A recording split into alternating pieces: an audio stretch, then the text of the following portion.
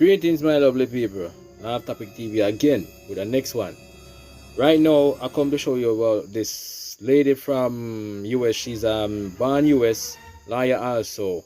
So coming up today, we're going to talk about this and watch this video, please. Where Donald Trump and ICE want to deport this lady. She's a born US citizen, lawyer also. Please watch this video. A naturally born U.S. citizen living in Massachusetts, a woman that was born in Newton, Massachusetts, has lived in the United States her entire life. She has never at any point been a resident or citizen of any foreign country. So this naturally born U.S. citizen got an email last week from Kristi Noem's Department of Homeland Security.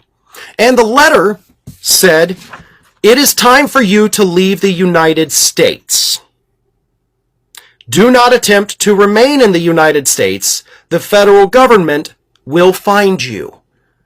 And it told her, this naturally born citizen, that she had 7 days to self-deport, or they were going to come and get her, detain her, send her back. A woman who would only be sent back to where? Newton, Massachusetts? Now, They don't really care who they're trying to deport or ask to leave the United States. When Massachusetts resident Nicole Micciarone received this email on Friday telling her to leave the country, she was baffled. At first I thought it was for a client, but I looked really closely and the only name on the email was mine. It said that my parole status had been terminated and I should leave the country within 7 days.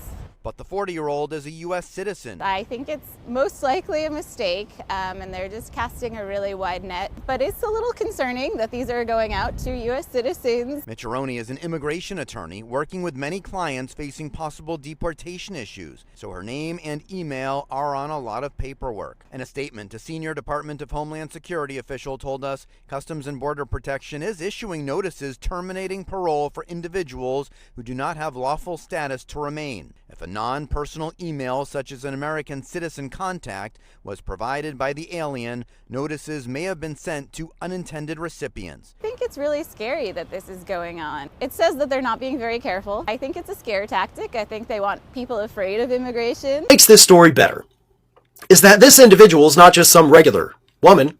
She's not just some person working a regular 9 to 5. She happens to be an immigration lawyer. So she knew, okay, I have nothing to worry about. This is my area of expertise. I went to school for this. I practice this. Y'all want to come for me. It's not going to end well for you. But she also says that she firmly believes this letter was sent to her by mistake. I'm not so sure about that. I'll get more to that in a minute, but here's the thing. She did get the letter. It is an official letter from the Department of Homeland Security. They confirmed that is the letter they send out, but they said it was probably just a mistake. Probably one of her clients, listed her email address instead of their email address, or maybe they didn't have one. So that's probably why that happened, right? In order for that to be true, you have to assume that out of all her clients, only one of them would do that?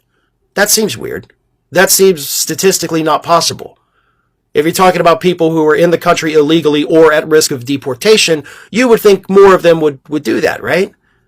So I don't buy their excuse. It doesn't add up to me. She would have received more letters. And of course, the letter wouldn't have been addressed to her, right? You got to think about that part too. The letter was addressed to her, not the client's name. So your excuse immediately falls apart, Department of Homeland Security. But here's the thing.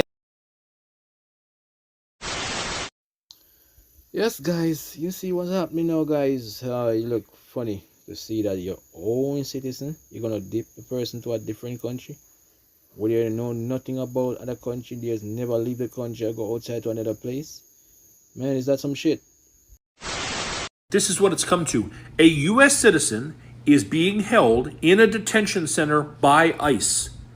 Not a resident, not a green card holder, not even someone who had applied for citizenship and gotten it, like as a grown-up, which would be valid if he had. No, he was born here in the state of Georgia, and he was traveling to Tallahassee, and there's a law in the books, which is being challenged, by the way, in Florida, that says it's illegal for an undocumented person to enter the state. The car he was in was pulled over. He wasn't driving. He was the passenger. He was suspected of no crime other than being an undocumented person entering the States, and he was arrested for that. And then he had a court date where his mother showed up with his birth certificate, handed it to the judge. The judge confirmed this is an authentic birth certificate. This person is a U.S. citizen by birth, and my hands are tied. There's nothing I can do because he's on a federal ICE hold. His crime was being brown and having a Latino name. That's what he was guilty of. And he is still incarcerated right now as a U.S. fucking citizen. Hey, Miami Cubans that are all pro-Trump. This can be you. It happens this easy. People who aren't getting due process are being shipped to a prison in El Salvador. And now people who are U.S. citizens and are proving I'm a U.S. citizen are still being incarcerated. You need to be worried. So ICE is trying to deport an Army veteran after they initially told him that he was no interest to them. This is Marlon Paris, who served in the Iraq War. He is originally from Trinidad and Tobago, but was able to get his green card in 1997, which allowed him to serve in the Army. Now, during his service, like a lot of other veterans, Paris developed PTSD. Now, during this tumultuous time in his life in 2011, he pleaded guilty and spent 5 years in prison for a non-violent felony drug charge. Since leaving prison, Paris has graduated from college, has started a business, has gotten married, and has blended a family together. And by all accounts, he has turned his life completely around, not even getting a speeding ticket since the time he has been released. Now, after being released, he was sent a letter by ICE saying that he could remain in the country even with his conviction. Now, even though everything seems fine, the family was still uneasy knowing that Trump was coming back into office, so they kept all the paperwork together should anything happen to him. And their worst fears were realized just 2 days after Trump's inauguration, when on January 22nd, he was swarmed by unmarked SUVs with police lights blaring while he was at the ATM trying to get money to pay the family's housekeeper.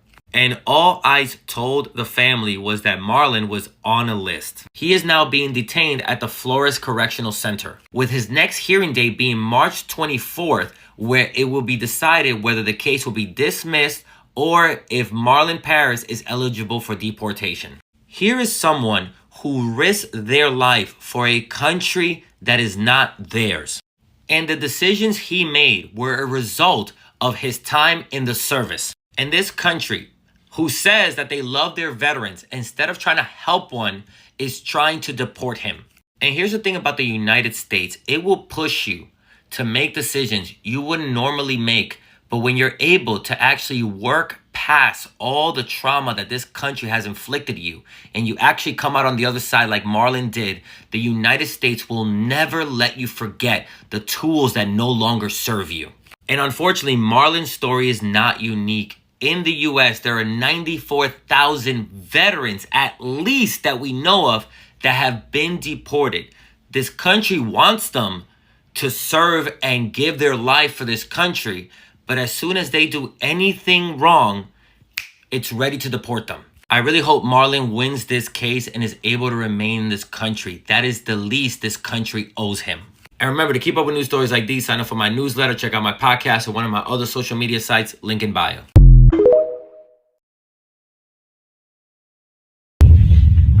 Love Topic TV.